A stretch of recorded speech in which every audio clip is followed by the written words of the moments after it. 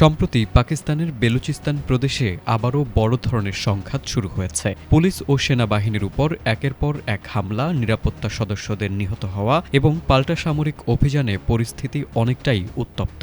এর মধ্যেই সামাজিক যোগাযোগ মাধ্যমে দাবি ছড়িয়ে পড়েছে যে বেলুচিস্তান নাকি পাকিস্তান থেকে স্বাধীনতা ঘোষণা করেছে। কিন্তু বিভিন্ন আন্তর্জাতিক সংবাদ মাধ্যমের তথ্য বলছে এই দাবির পক্ষে এখন পর্যন্ত কোনো নির্ভরযোগ্য প্রমাণ পাওয়া যায়নি। বেলুচিস্তান লিবারেশন আর্মি বা বিএলএ দীর্ঘদিন ধরেই একটি স্বাধীন দেশ চায়।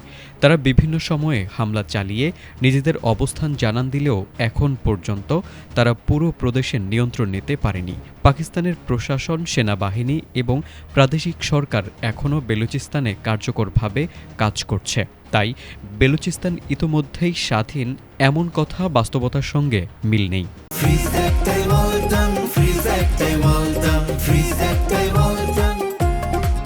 মূলত এই সংঘাতের পেছনে রয়েছে বহু বছরের রাজনৈতিক ও অর্থনৈতিক অসন্তোষ। বেলুচ জনগণের অভিযোগ, তাদের প্রাকৃতিক সম্পদ ব্যবহার করা হলেও তারা উন্নয়নের সুবিধা থেকে বঞ্চিত।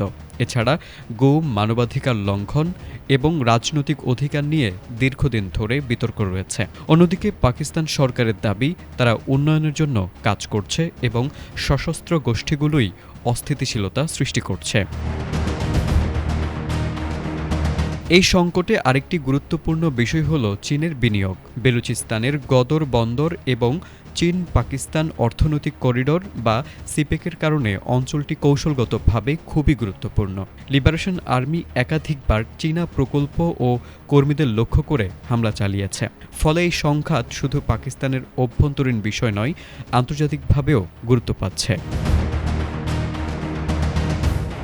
সব মিলিয়ে বলা যায় পাকিস্তানের পরিস্থিতি অবশ্যই উদ্বেগজনক। তবে এখনই পাকিস্তান ভেঙে যাচ্ছে বা বেলুচিস্তান স্বাধীন রাষ্ট্র হয়ে গেছে এমন দাবি সঠিক নয়। সংঘাতের তীব্রতা বাড়লেও প্রদেশটি এখনও পাকিস্তানের নিয়ন্ত্রণেই রয়েছে।